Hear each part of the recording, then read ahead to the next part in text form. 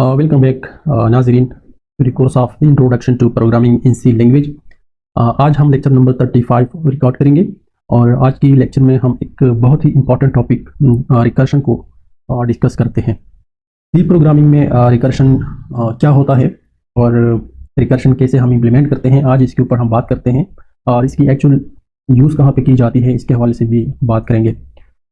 तो जैसे कि आप स्क्रीन के ऊपर देख सकते हैं, ये एक straight forward and simple code हमने लिखा है और इस तरह का कोड आपने पिछले लेक्चर्स में कई बार देखा होगा। और इस कोड में कुछ भी नहीं है, पहले मैं इसको एक्सप्लोर करता चलूँ।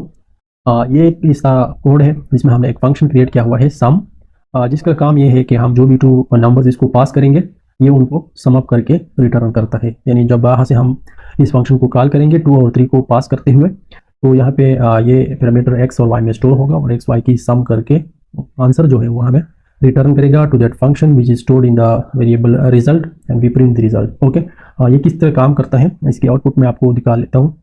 देखिए, हमने इस कोड को रन किया और चूंकि हमने 2 और 3 को पास ऑन किया था, तो यहाँ पे आप देख सकते हैं कि the sum of numbers is equal to 5, जो कि ऑब्वियसली 2 + 3 इज इक्वल टू 5 ही होता है। तो यहाँ तक जो कोड आपको नजर आता है ये बिल्कुल नीट एंड क्लीन है और आपने देखा कि किस तरह इसका आउटपुट है। लेकिन ये कोड हमारा गोल नहीं है। इस कोड को बेस बना के हम रिकर्शन को एक्सप्लेन करेंगे। अब सबसे पहले रिकर्शन है क्या? देखिए, रिकर्शन एक ऐसा प्रोसेस है प्रोग्रामिंग के अंदर जिसमें एक फंक्शन आपने आप को कॉल कर लेता है डायरेक्टली या इनडायरेक्टली। ठीक है, तो इस अमल को हम रिकर्शन कहते हैं। जब एक फंक्शन कॉल किया जाता है आपने आपके अंदर से, ठीक है, जैसे यहाँ पर हम इस सम फंक्शन को कॉल करते हैं फ्रॉम द मेन। ठीक है, अब अगर ये कॉल इस फंक्शन को जाएगी इधर से, यानी कि from the body of that function, तो फिर ये कॉल जो होता है उसको हम रिकर्शन कहते हैं। और ये मैं आपको कोड के थ्रू दिखाऊंगा कि हम किस तरह इस फंक्शन को कॉल कर सकते हैं। ठीक है, लेकिन get back to the point कि रिकर्शन की ज़रूरत हमें क्यों पेश आती है और इसको हम किस तरह यूज़ कर सकते हैं। तो जैसे कि आपने इस कोड को देखा, यहाँ पे हम 2 वैल्यूज़ पास करते हैं और ये फंक्शन जो है उसको सम करके रिटर्न करता है।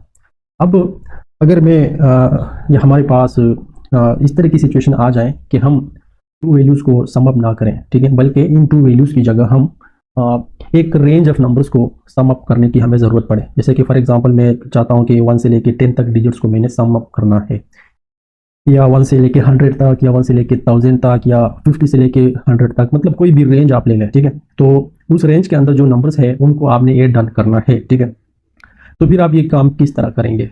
अगर आप इसी कोड को देखेंगे तो आपके जहन में आएगा कि जिस तरह हम फॉर एग्जांपल 1 से लेके सिंपल लेते हैं, 1 से लेके 5 तक नंबर्स मैंने ऐड करने हैं, 1 + 2 + 3 + 4 + 5। ठीक है, ये चीज़ें हमने ऐड करनी। तो आप सोचेंगे कि अब तक जो हमने देखा है इस हिसाब से, तो यहाँ हम इधर से पास करेंगे 1 2 3 4 5 करेंगे और इधर एक्स वाई जेड 5 पैरामीटर्स इसको सेव करेंगे और इधर हम लिखेंगे x + y + z+ जो भी वेरिएबल्स हैं। ठीक है, तो इस तरह रिटर्न हो जाएगा। एग्जैक्टली इस तरह होगा।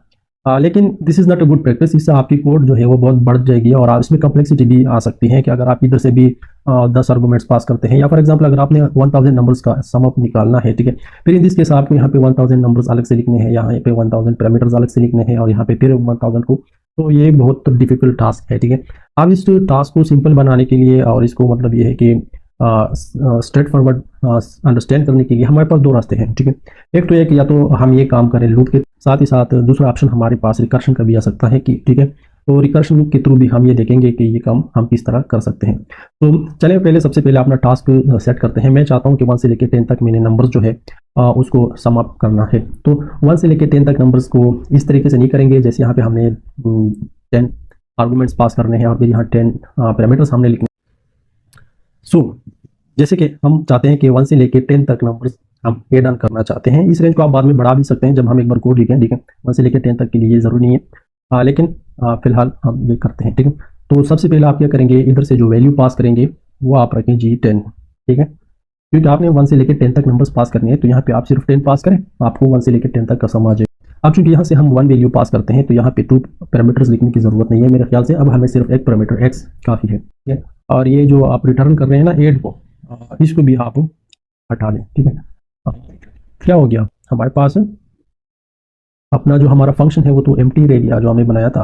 यस, सब कुछ हमने मिटा दिया। ठीक है, इधर से हम सिर्फ वैल्यू पास ऑन करते हैं कि हमें फर्स्ट 10 नंबर्स का निकालना है या 20 तक। तो यहाँ तक आप देखते हैं कि जो वैल्यू हम पास करेंगे वो इस पैरामीटर x के अंदर स्टोर्ड है। ठीक है, अब रिकर्शन किया करेगा और रिकर्शन के थ्रू ये काम हम किस तरह अंजाम तक पहुंचा सकते हैं। तो रिकर्शन में सबसे पहले आपको इफ एल्स का एक सिंपल लूप लिखना है और आप इसमें एक कंडीशन लगाते हैं इफ, ठीक है। रिकर्शन भी यही कुछ करता है। इफ अगर आपने जो वैल्यू पास की है, ठीक है, अगर वो 0 से बड़ी है, ठीक है, इफ एक्स यानी एक्स के अंदर वो वैल्यू स्टोर्ड है, तो अगर वो इज ग्रेटर देन 0 है, मतलब ये है कि जब तक वो 10 है, 9 है, 8 है, 7 है, 6 है, 4 3 2 1 तक है, तब तक आपने क्या करना है, ठीक है। तो ये डिफाइन करते हैं। तब तक हमें चाहिए क्या, एक रिटर्न वैल्यू, क्या हमें एक रिटर्न वैल्यू चाहिए, और उस वैल्यू के अंदर हमें क्या चाहिए, में हमें रिटर्न करना है तब तक जो वैल्यू आपने पास की है वो, और उसके साथ आप ऐड करो, मैं आपको बता रहा हूँ, इसके साथ आप ऐड करें क्या। अब यहाँ पे हम दोबारा इस फंक्शन को कॉल करते हैं, और ये किस तरह वर्क करता है ये रिकर्शन, इसमें मैं आपको नहीं लेके जाऊंगा, ये थोड़ा कॉम्प्लेक्स टॉपिक फिर बन जाएगा, और इसको हम बाद में डिटेल में डिस्कस करेंगे जब हम स्ट्रक्चर्स को पढ़ेंगे इंशाल्लाह, ठीक है। अब हम करते हैं इस तरह कि अपने फंक्शन, जो फंक्शन यहाँ पे हमने बनाया है उसको हम कॉल करते हैं दोबारा। कॉल हो गया यहाँ से, और कॉल करते ही हम इसके साथ कोई वैल्यू भी पास करते हैं, और अब इस टाइम जो वैल्यू हम पास करेंगे वो पहले इसमें आई है 10, ठीक है, या 20। अब हम इसमें से एक को कम करते हैं, यानी पहले अगर 20 गया है तो अब इसमें जाएगा 19, फिर जब कॉल होगा तब जाएगा 18, फिर 17, इस तरह कम होते होते जब तक ये 0 के ऊपर नहीं आ जाता तब तक ये आपस में रिकॉर्ड होते जाएंगे ये सारे वैल्यूज, और आखिर में इनका सम अप हो जाएगा, ठीक है। तो ये आपने देखा कि यहाँ से हम अब अपनी फंक्शन को कॉल भी कर रहे हैं, और इसी के साथ ही x माइनस 1 यानी जो भी पहले वैल्यू आई है यहाँ से उससे 1 कम, अगर 20 आई है तो अब 19, तो x में पहले 20 था, अब इसमें यहाँ पे 19 ऐड होगा, फिर 18 ऐड होगा, फिर 17 ऐड होगा, इस तरह ये काम करेगा, ठीक है। तब तक ये रिटर्न करेगा, और जब ये 0 होगा तब क्या होगा, उस टाइम हम एल्स पार्ट में इसको लिखते हैं कि रिटर्न या रिटर्न करें, उस टाइम ये 0 रिटर्न कर दे, ठीक है। अब इतना सा काम है, देखिए अब हमने रिकर्शन को अप्लाई किया और हम इसको रन करते हैं, और रन करते ही आप देख सकते हैं कि यदि सम ऑफ फर्स्ट 20 नंबर जो हमने 20 पास किया था वो बनता है 210। अब ये किस तरह का वर्क करता है ये रिकर्शन का कंसेप्ट, ठीक है, इसको मैं ओवरव्यू देता हूँ, सिर्फ आपका डिटेल में नहीं लेके जाऊँगा। देखिए ये जब जाएगा और जब हम इसको कॉल करते हैं, ठीक है, तो यहाँ पे रिजल्ट नाम का जो वेरिएबल है उसमें कौन सा वैल्यू अब आया है 210, तो ये 210 कहाँ से रिटर्न हुआ है, ये इसी लाइन से रिटर्न होता है। लेकिन सवाल ये कि ये फर्स्ट टाइम जो पे ये जो एग्जीक्यूट होता है उस टाइम ये रिटर्न क्यों नहीं करता, उस टाइम ये रिटर्न इसलिए नहीं करता क्योंकि जब हमारी ये लाइन एग्जीक्यूट हो जाती है तो यहाँ पे आ जाता है 10, और 10 के साथ हम ऐड करते हैं 19, यहाँ पे सम फंक्शन को दोबारा कॉल किया जाता है, और इसमें अब पहले 20 आया है और अब इसमें 19 पास हो गया, ठीक है। अब ये 19 जब पास होगा तो ये एक अलग रिकॉर्ड आ जाएगी, यानी कि ये फर्स्ट टाइम इस लाइन पे एग्जीक्यूट हो जाता है तो ये एक रिकॉर्ड स्टोर करता है, और इसमें वैल्यू स्टोर की जाती है 20 फर्स्ट ऑफ ऑल, ठीक है। यहाँ पे 20 फॉर एग्जांपल, ये मैं कमेंट लाइन में आपको बताता हूँ, ठीक है। फॉर एग्जांपल इधर लिखते हैं, ठीक है, ये जब फर्स्ट टाइम एग्जीक्यूट होगी ना ये लाइन, तो इसमें रिकॉर्ड हो जाएगी एक वैल्यू जो कि 20 होगी। अब ये 20 इधर x के अंदर पड़ा है, और क्योंकि यहाँ पे हमने दोबारा कॉल की है और इसमें हमने वैल्यू पास की है x माइनस 1 यानी 20 माइनस 1 यानी 19 हमने पास किया, तो ये इधर आ गया, यहाँ पे चेक हो गया, और यहाँ पे अगेन 19 इज ग्रेटर देन 0 है, तो दोबारा ये जो सेकंड इटरेशन है ना इसमें अब रिकॉर्ड हो रही है 19 को रिकॉर्ड किया जाता है, ठीक है।